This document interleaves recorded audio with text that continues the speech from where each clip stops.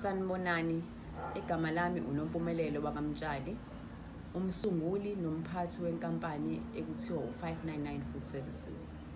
U-599 Food Services i-catering company eyaqala ngonyaka ka-2012. Ngonyaka ka-2016 ikhampani yakhula, saqala ukubhaka amakhekhe ayo yonke imicimbi nama-muffins kanye nama-scones. Kuthe-ke ngonyaka ka-2020 umhlaba wonke wahlaselwa ubhubhane lwe-COVID-19. Inkampani yethu yathinteka ngalolu bhubhane ngoba abantu abazange besakwazi ukuthi ba-celebrate imicimbi yabo.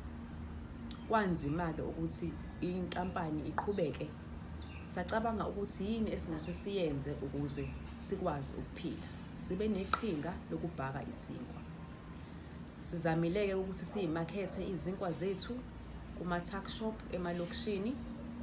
Akubanga lula ngoba abantu bajwayele ukuthenga izinkwa zama-companies amakhulu, kodwa zange siphele amandla. Izinkwa zethu ziyatholakala-ke manje kaMashu, eFununu's tuck shop ka-E, ekhaya ka-F599 kaMashu, ka-C eMumu's tuck shop, ka-C futhi endaweni yokuphuza nokudla ekuthiwa iseMgababa. Sisazoqhubeka futhi simakethe nakwamanye amalokishi.